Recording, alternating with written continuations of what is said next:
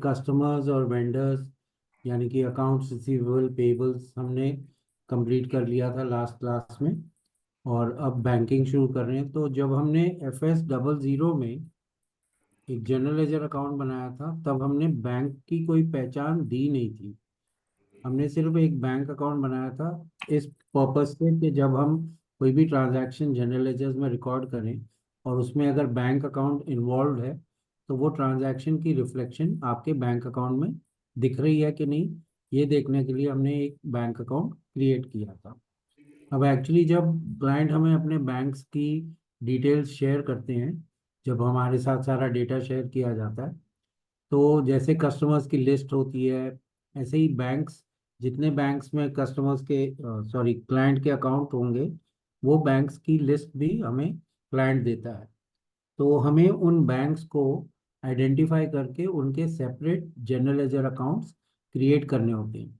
For example, ये bank account को अभी हम फिलहाल सिलेक्ट करके और चेंज के बटन पे क्लिक करके इसको कोई नाम दे देते हैं।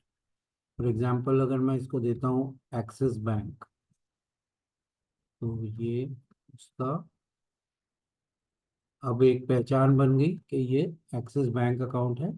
टैब का बटन दबा के मैं नीचे वाली लाइन को डिलीट कर दूंगा और इसको सेव कर दूंगा। तो अब ये नेक्स्ट टाइम जब ये स्क्रीन देखोगे आप तो यहाँ पे एक्सिस बैंक अकाउंट लिखा हुआ है। एक और बना लेते हैं, आप कॉपी भी कर सकते हो। नेक्स्ट अवेलेबल नंबर हमारे पास है 5। तो आप 5 में सपोज मैं एक और बनाता हूँ और उसको मैं पहचान दे देता हूँ सिटी बैंक की। ये आपका सिटी बैंक अकाउंट है, इसकी भी जनरल लेजर अकाउंट अलग से बन गया। अब जब मैं सेव करूँगा तो ऊपर वाले बैंक अकाउंट को भी एक्सिस बैंक की पहचान मिल जाएगी और ये सिटी बैंक अकाउंट की पहचान मिल गई। ये दोनों के जनरल लेजर अकाउंट्स हैं। बैंक्स एक्चुअली क्रिएट होते हैं FI01 में। तो ट्रांजैक्शन कोड इज FI01। ये ध्यान रखना, F101 नहीं है, FI01। तो यहाँ पे जब आप एंटर प्रेस करोगे आपको ये स्क्रीन दिखेगी, क्रिएट बैंक इनिशियल स्क्रीन। अब बैंक कंट्री है आपकी इंडिया।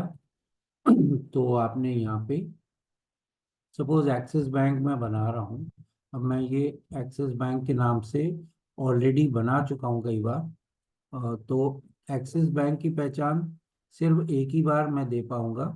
तो बाद में मैंने एक्सिस प्लस, एक्सिस 1, एक्सिस 2 ऐसे करके इसकी पहचान दी थी। तो अब एक और सिंबल ट्राई कर लेते हैं, एक्सिस एंड दे के देखते हैं। तो एक्सिस एंड जो सिंबल है वो ऑक्यूपाइड नहीं है सिस्टम में। बाकी यहाँ पे आप देख सकते हो कि ये आपका एक्सिस बैंक अकाउंट है। Bank name is Axis bank. Region, since we have selected India as our country, तो रीजन में आपको इंडिया के सारे स्टेट्स की लिस्ट दिखेगी। और अगर आप गुड़गांव में हो तो आपका स्टेट हरियाणा है, विच इज रिप्रेजेंटेड बाय 07। अब स्ट्रीट में आप जो भी बैंक का एड्रेस होगा वो डालोगे। सिटी में जो सिटी में आप वो डालोगे। और ब्रांच भी आप अपनी ब्रांच की पहचान डाल दोगे। अब कंट्रोल डेटा वाले सेक्शन में स्विफ्ट कोड क्या होती है, जैसे आप RTGS करते हो तो बैंक आपको एक RTGS का मतलब होता है कि डायरेक्ट आपके जिसको भी आप पैसे ट्रांसफर कर रहे हो उसके अकाउंट में इमिडिएटली चले जाते हैं। क्लियरिंग के रूट से नहीं जाना पड़ता। आप डायरेक्टली अपने फ्रेंड या कस्टमर के अकाउंट में पेमेंट कर सकते हो, डायरेक्ट ट्रांसफर।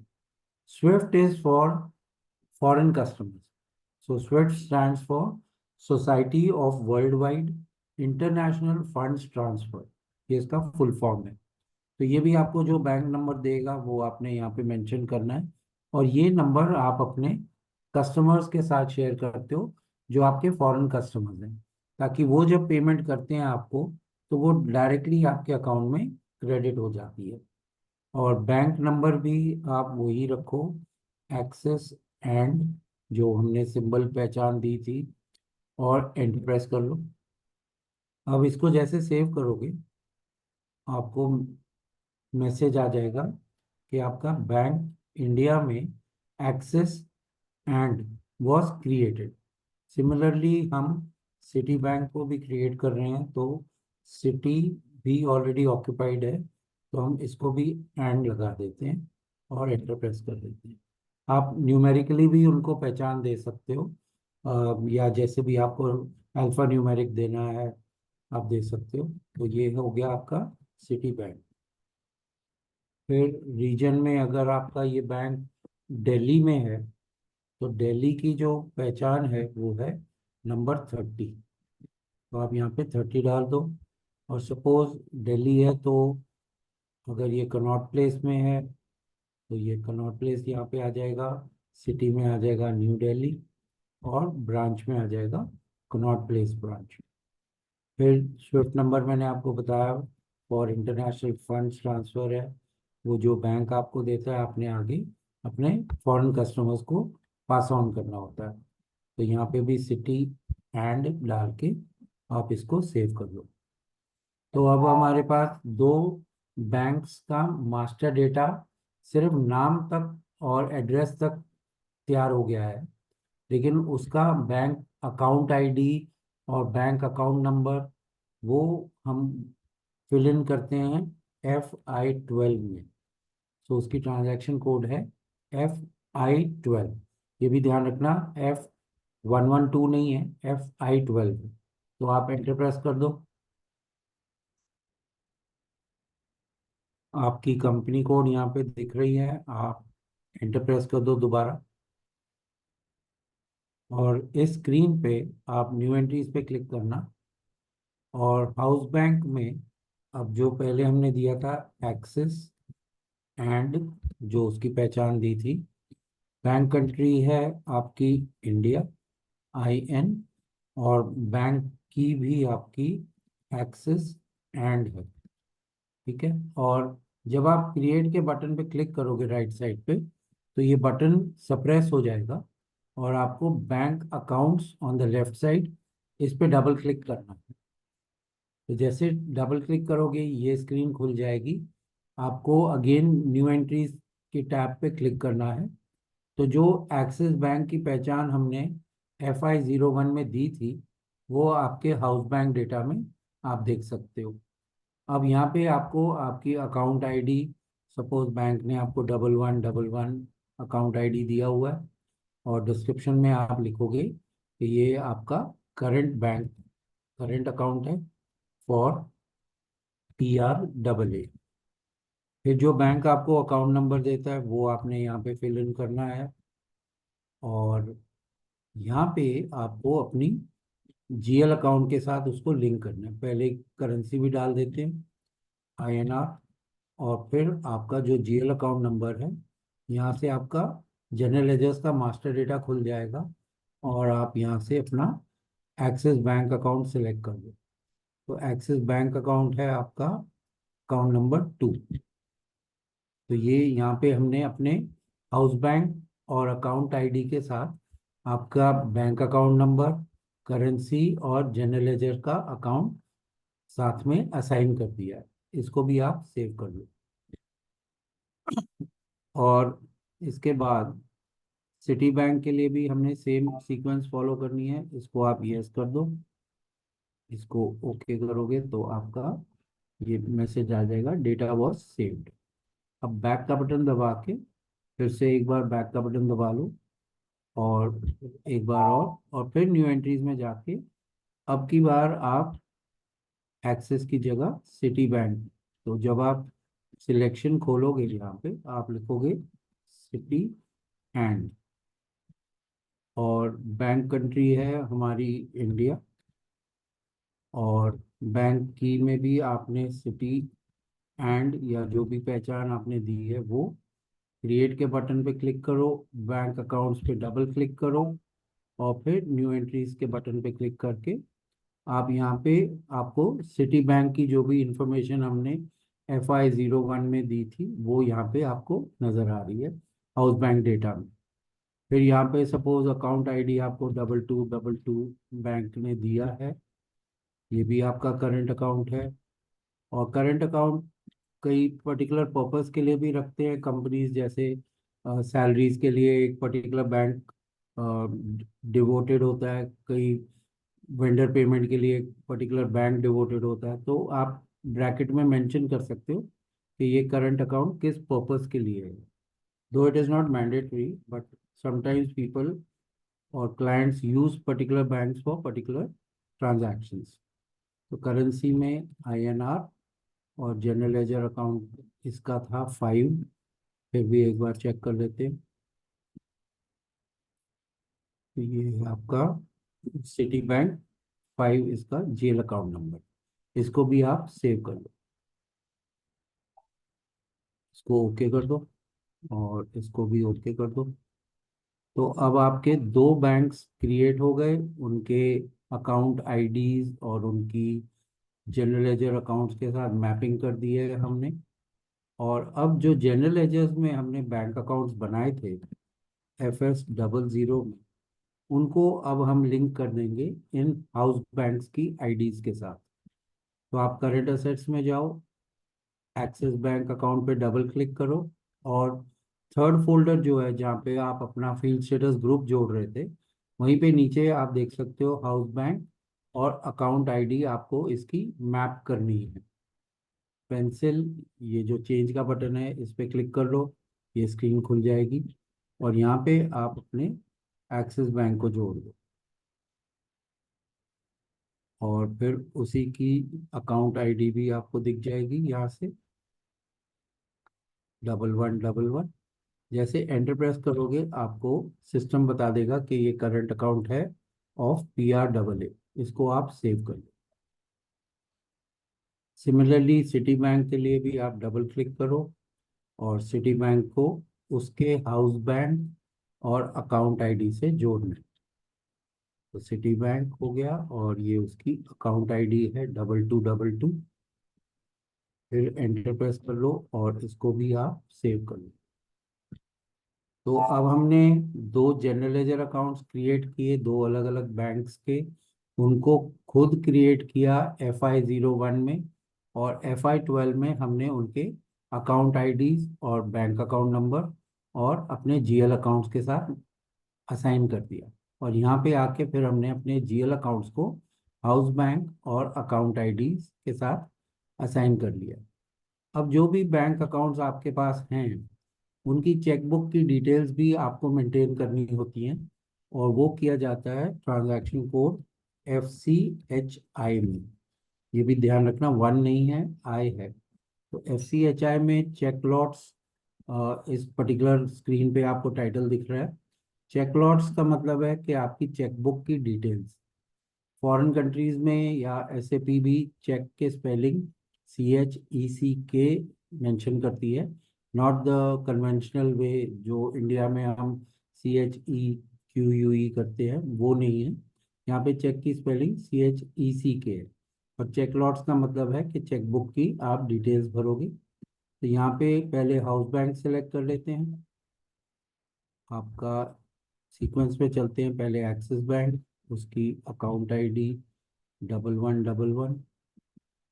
फिर आपको ये चेंज के बटन पे क्लिक करना है, और साथ ही ये क्रिएट के बटन पे क्लिक करना है। तो जो ये स्क्रीन आपके सामने खुली है, उसके आगे एक छोटी स्क्रीन खुल जाएगी, और सपोज मैं चेकबुक नंबर 1, चेकलॉट नंबर 1 का मतलब है चेकबुक नंबर 1 की डिटेल्स दे रहा हूँ कि इस पे चेक नंबर्स क्या दिए हुए हैं। तो सपोज मैंने फॉर एग्जांपल दिया है 123101 से लेके 123200 तक, यानी कि 100 लीव्स की ये चेकबुक है।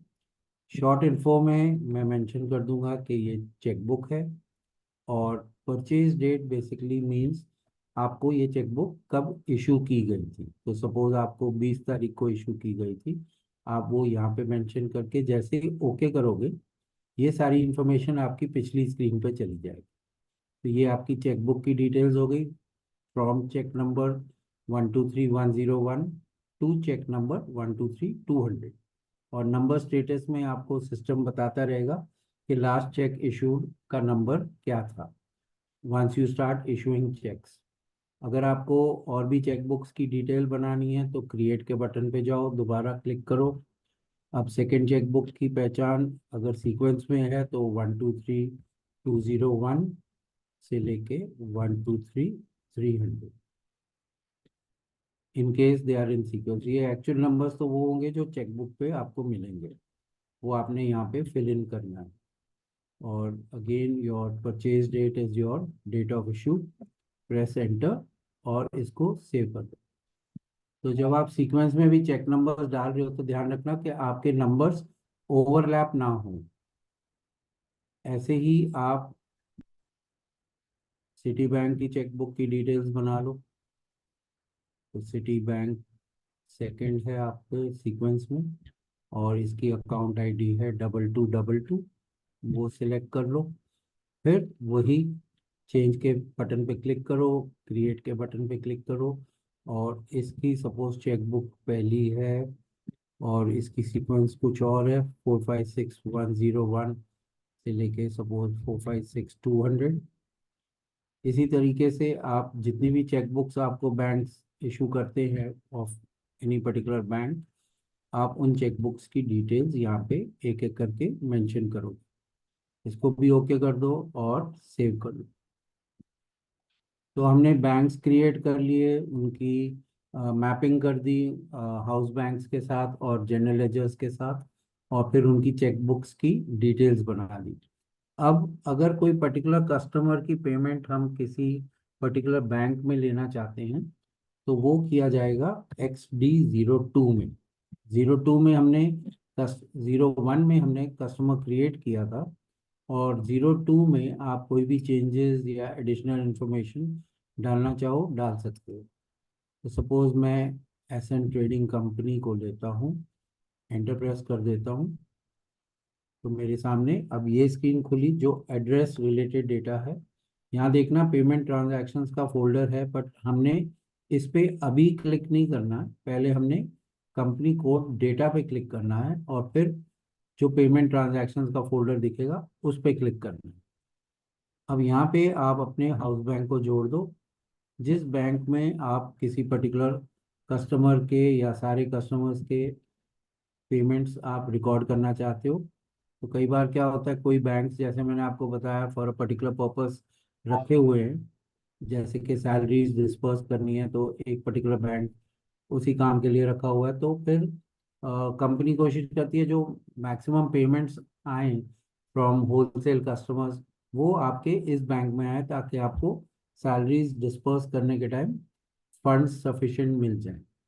सिमिलरली जब आप वेंडर्स को पेमेंट करते हो तो XK02 से आप उस पर्टिकुलर वेंडर को भी किसी बैंक से जोड़ सकते हो। तो वो आप कोई भी वेंडर सेलेक्ट कर लो। सपोज एक्सेंचर लिमिटेड ले लिया हमने।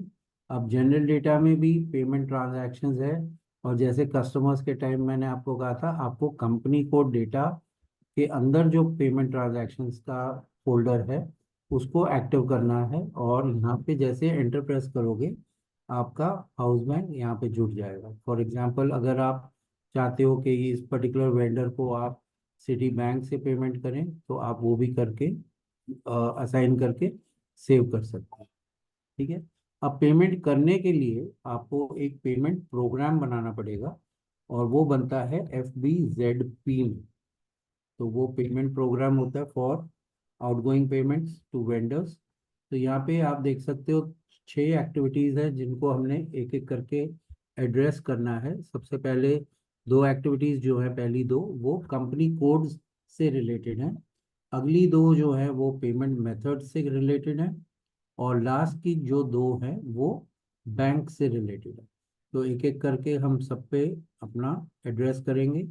पहले ऑल कंपनी कोड्स पे चले जाओ, और यहाँ पे न्यू एंट्रीज से आप अपनी कंपनी कोड की पहचान दे दो। In our case it is PRAA। Sending company code और पेइंग कंपनी कोड फर्क भी हो सकती हैं, हो सकता है एक कंपनी कोड ने ऑर्डर प्लेस किया और पेमेंट कोई और कंपनी कोड कर रही हो उसी ग्रुप की। तो यहाँ पे फर्क हो सकता है, but we'll keep it simple. हम PRAA को ही पेइंग कंपनी कोड भी मान के चल रहे हैं, क्योंकि सारा दारोमदार इस पूरी सेटिंग का पेइंग कंपनी कोड से रिलेटेड है कि पेमेंट कहाँ से आएगी। तो PRAA को हमने पेइंग कंपनी कोड बना दिया। सेपरेट पेमेंट पर बिजनेस एरिया का चेक बॉक्स आपने एक्टिव करना है। मैक्सिमम कैश डिस्काउंट का चेक बॉक्स आपने एक्टिव करना है। और वेंडर्स और कस्टमर्स को आपने दो चीज़ों से जोड़ना है। पहला है डाउन पेमेंट रिक्वेस्ट, जिसकी अल्फ़ाबेट F से पहचान है। तो आप इसको सिलेक्ट करके जब ओके करोगे तो आपकी इस कॉलम में F लिखा हुआ दिखेगा। फिर इसी कॉलम में दोबारा सिलेक्शन खोल के आपने अल्फ़ाबेट P लेना है, विच इज़ पेमेंट रिक्वेस्ट। तो आपको अपने वेंडर्स और कस्टमर्स को F और P से जोड़ना है, और वो सिर्फ पहली वाली कॉलम में। सो F stands for down payment request and P stands for payment request. तो हमने डाउन पेमेंट भी करके देखी थी, और ये दोनों पेमेंट्स के हिसाब से डाउन पेमेंट रिक्वेस्ट और पेमेंट रिक्वेस्ट को आइडेंटिफाई करते हैं F और P। आप इसको सेव कर दो। अब इसको सेव कर लिया तो पहली एक्टिविटी हमारी कंप्लीट हो गई। बैक का बटन दबा के आप सेकेंड वाली एक्टिविटी पे जाओ, which is paying company codes. तो यहाँ पे डबल क्लिक करके इस स्क्रीन को खोल लो और फिर न्यू एंट्रीज पे क्लिक कर दो। तो जैसे आप न्यू एंट्रीज पे क्लिक करोगे ये स्क्रीन खुल जाएगी।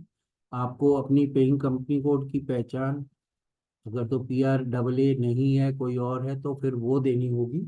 और कंट्रोल डेटा में आपको सिस्टम को ये बताना है कि आप मिनिमम इनकमिंग पेमेंट कितना लेना चाहते हो बाय चेक। तो मैंने एग्जांपल के तौर पे दिया हुआ है 1000। और मिनिमम आउटगोइंग पेमेंट कितनी देने चाहते हो बाय चेक, वो भी मैंने एग्जांपल 1000 का दिया, विच मीन्स हम सॉफ्टवेयर को ये बता रहे हैं कि अगर कोई कस्टमर की पेमेंट रिकॉर्ड होगी जो कि इनकमिंग पेमेंट गिनी जाती है, वो 1000 रुपीज से कम का चेक एक्सेप्ट ना करे, सिस्टम एक्सेप्ट ना करे। 1000 से कम की अगर पेमेंट है तो वो कैश जर्नल में रिकॉर्ड होगी। सिमिलरली अगर आप, ये कंपनी PRAA किसी वेंडर को पेमेंट कर रही है, तो वो भी minimum amount of the cheque should be 1000 rupees and not less. अगर उससे कम हुआ तो सिस्टम एक्सेप्ट नहीं करेगा, क्योंकि ये इंस्ट्रक्शंस हम अभी अपने सॉफ्टवेयर में डाल रहे हैं। इसके कम पेमेंट होंगी वो कैश में रिकॉर्ड होंगी। यहाँ पे भी आपको separate payment for each reference का चेक बॉक्स एक्टिव करना है। फॉर्म्स का फोल्डर खोल लो, और फॉर्म्स फॉर पेमेंट एडवाइस, ये कंट्री वाइज कुछ फॉर्म्स बने हुए हैं। आप देख सकते हो list of countries is given here, लेकिन अनफॉर्चुनेटली इंडिया और कुछ और कंट्रीज भी हैं जो यहाँ पे आपको विजिबल नहीं है। तो in that case you have to take international का फोल्डर खोल लो, और चेक विद चेक मैनेजमेंट ये वाला ऑप्शन ले लो, विच मीन्स आपके चेक्स और उसका चेक रजिस्टर भी मेंटेन हो जाएगा। तो जब आप वो ऑप्शन सेलेक्ट करते हो, उस पर्टिकुलर ऑप्शन का टेबल नंबर यहाँ पे डिस्प्ले हो जाता है, F110_Prenum_check, ये उसका टेबल नंबर। फिर सेंडर डिटेल्स का फोल्डर खोल लो, और टेक्स्ट आईडी में सिलेक्शन खोल के मैं आपको दिखाता हूँ कि यहाँ पे बहुत सारी ऑप्शंस होती हैं कि आपका जो कवरिंग नोट जाएगा पेमेंट के साथ वेंडर को, उसकी कवरिंग लेटर या कवरिंग नोट क्या होना चाहिए। तो हम लेते हैं स्टैंडर्ड टेक्स्ट, ST। ये आगे चल के जब हम पेमेंट करेंगे मैं आपको दिखाऊंगा कि इसके साथ जो कवरिंग लेटर जाती है उस पर क्या लिखा हुआ आएगा। लेटर हेडर आपका है F_001_header। ये मैनुअल में दिया हुआ है SAP की, और ये उसका टेबल नंबर है कि ऊपर क्या लिखा हुआ आएगा। और फुटर की जगह F_001_footer, ये भी उसका टेबल नंबर है। और सिग्नेचर का कॉलम छोड़ दो, वो आपका इलेक्ट्रॉनिक सिग्नेचर होता है। सेंडर में भी आपको F_001_sender, ये तीनों टेबल नंबर्स हैं फॉर डिफरेंट एक्टिविटीज के। हेडर पे ऊपर क्या लिखा हुआ आएगा नोट पे, फुटर में नीचे क्या लिखा हुआ आएगा, और सेंडर की पहचान उस कवरिंग नोट पे कहाँ पे होगी। इसको भी आप सेव कर लो। अब दो एक्टिविटीज हमारी होगी जो कंपनी कोड से रिलेटेड थी। अब तीसरी एक्टिविटी पेमेंट मेथड से रिलेटेड है। आप बैक करके, दोबारा बैक करके payment methods in company code पे, सॉरी पहले पेमेंट मेथड्स इन कंट्री पे क्लिक कर लो। और कंट्री वाइज कुछ पेमेंट मेथड्स दिए हुए हैं जिसमें इंडिया के पेमेंट मेथड्स अलग हैं। इंडिया के पेमेंट मेथड्स यहाँ पे तो आपको पूरी लिस्ट दिख रही है, लेकिन बाय डिफॉल्ट एसएपी ने सिर्फ दो ही पेमेंट मेथड्स बनाए हैं। एक है C, alphabet C which is for cheque payment, तो आप यहाँ देख सकते हो चेक के स्पेलिंग भी जैसे हम इंडिया में लिखते हैं वैसे दिया हुआ है। और दूसरा है T, T stands for bank transfer. तो ये दो payment methods for India SAP में दिए हुए हैं। बाकी जो भी हैं वो स्टूडेंट्स के बने हुए हैं। तो हम सी को अडॉप्ट कर लेंगे क्योंकि अभी हम और कुछ बना नहीं पाएंगे। सारे अल्फ़ाबेट्स कंज्यूम हो चुके हैं, सारे नंबर्स कंज्यूम हो चुके हैं, सारे सिंबल्स कंज्यूम हो चुके हैं। तो हम सी को ही अडॉप्ट कर लेते हैं जो एसएपी की तरफ से बना हुआ है। इस पर डबल क्लिक करके मैं आपको दिखा देता हूँ कि सी स्टैंड फॉर चेक पेमेंट। ये आउटगोइंग पेमेंट है। आपका radio button originally bank transfer पे था, वो हमने चेक पे कर दिया। Document type is KZ which stands for your vendor payment document. Clearing document type भी KZ होगा। और नीचे स्क्रॉल करके आप देख सकते हो ये भी दो टेबल नंबर्स हैं। एक है पेमेंट मीडियम प्रोग्राम, वो है RFF OUS_C। और दूसरा है name of print data set, जो चेक प्रिंट करेगा उसका पहचान का जो टेबल नंबर है वो है list 1S। ये IS नहीं है, 1S है, ये भी ध्यान रखना। तो ये दोनों मैनुअल में दिए हुए हैं जो हमारा पेमेंट प्रोग्राम और name of print data set list 1S। ये करके आप सेव कर लो। ये ऑलरेडी सेव था क्योंकि मैंने तो सिर्फ खोल के आपको दिखाया था कि इसमें डला क्या हुआ। इसी को हम अपनी कंपनी कोड से असाइन कर देंगे। बैक का बटन दबा लो और फिर एक बार और बैक कर लो। और सॉरी, आप फिर से आ जाओ FBZP में। और अब वो पेमेंट मेथड आप अपनी कंपनी कोड से जोड़ दो। तो न्यू एंट्रीज में जाना होगा और आपकी कंपनी कोड है PRAA। पेमेंट मेथड हम अडॉप्ट कर रहे हैं सी। और मिनिमम अमाउंट मैंने आपको बताया था 1000 हमने मेंशन किया हुआ है। अब मैक्सिमम अमाउंट की ऑथराइजेशन के एंड यूजर कितना अमाउंट का चेक इशू कर सकता है वो ऑथराइजेशन या मैक्सिमम अमाउंट में हमने डाल दी विच इज़ 1 लाख। दोबारा आप single payment for mark item पे क्लिक कर लो और फिर फॉर्म डेटा पे एक बार दोबारा आप क्लिक करके फॉर्म फॉर पेमेंट मीडियम, ये आपका वही टेबल नंबर है जो कंट्री वाइज मैंने आपको बताया था। Since India is not mentioned here, आपको इंटरनेशनल और चेक विद चेक मैनेजमेंट, अगर आप cheque without cheque management select करोगे तो आपका चेक रजिस्टर मेंटेन नहीं होगा। इसीलिए आपको cheque with cheque management select करना है। और वही टेबल नंबर उसका F110_Prenum_check आपको यहाँ पे दिखेगा। Drawer on the form is basically if you want to identify your accountant कि किसने ये चेक इशू किया था। तो इस केस में भी मैंने एक, दो इट इज़ नॉट कंपलसरी, ये मैंडेटरी नहीं है, लेकिन अगर आप चाहो तो ये नाम आपके चेक पे भी विजिबल हो जाएगा अगर आप यहाँ पे कुछ भी मेंशन करते हो तो। आप इसको भी सेव कर दो। अब ये सेव हो गया। अब ये दो एक्टिविटीज पेमेंट मेथड से रिलेटेड थी। और अब जो दो एक्टिविटीज हैं वो बैंक से रिलेटेड है। तो बैंक डिटर्मिनेशन आप तब कर सकते हो जब आपके हाउस बैंक्स बने हुए हों। और हमारे हाउस बैंक्स बने हुए हैं, इसके लिए आप बैंक डिटर्मिनेशन पे डबल क्लिक कर लो।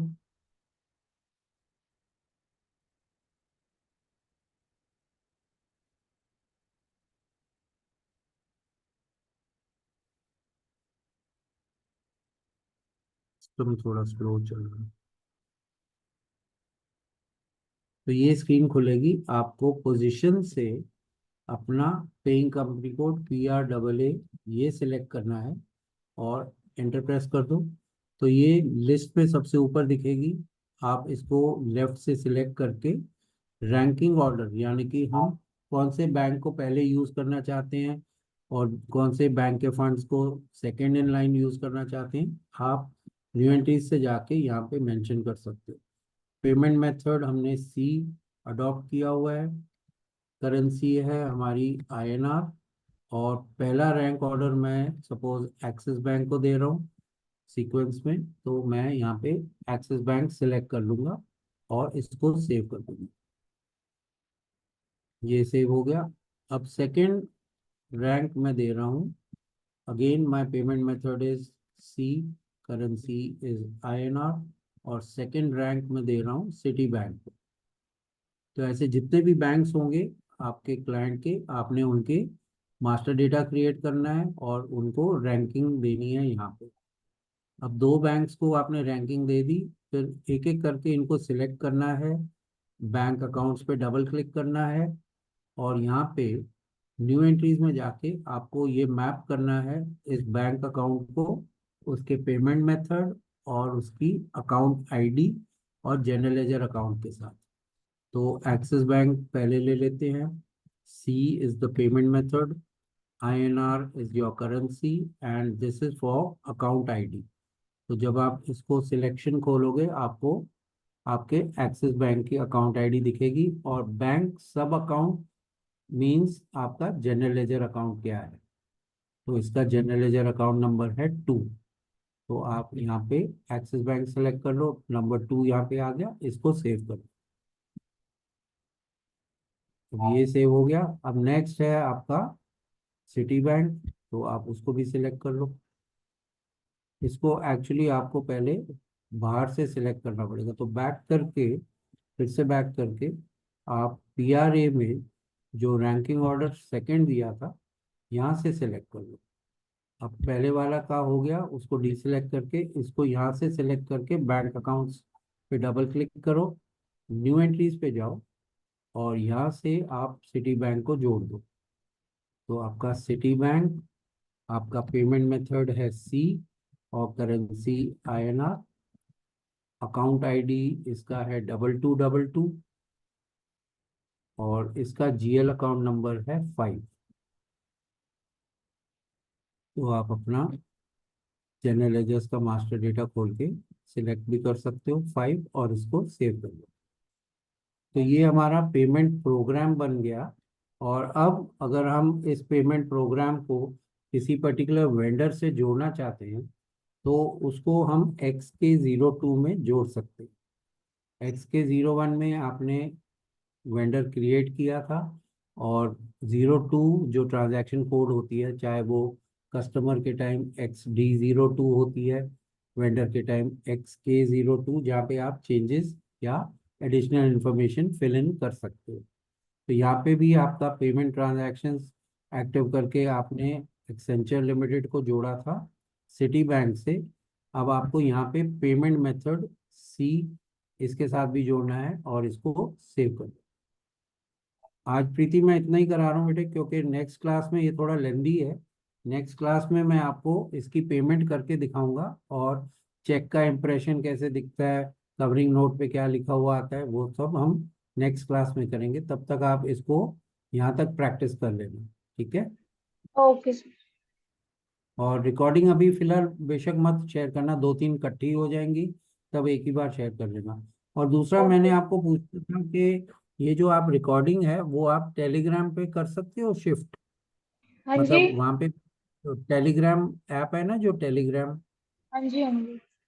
टेलीग्राम ऐप, आप हो टेलीग्राम ऐप पे? हाँ जी हूँ मैं। तो देखना, कोशिश करना बेटा कि अगर ये रिकॉर्डिंग्स जो है आपकी, वो अगर आप टेलीग्राम पे शिफ्ट कर सकती हो, क्योंकि प्रॉब्लम ये है कि मैंने आपको आई थिंक मेल में भी मेंशन किया था, शायद आपने ना पढ़ा हो, कि जो मैंने आगे आपके फॉरवर्ड किए ना वो स्टूडेंट्स को आपसे ही परमिशन लेनी पड़ती है टू ओपन द वीडियोस। तो वो फिर oh, it becomes a very difficult thing for you also.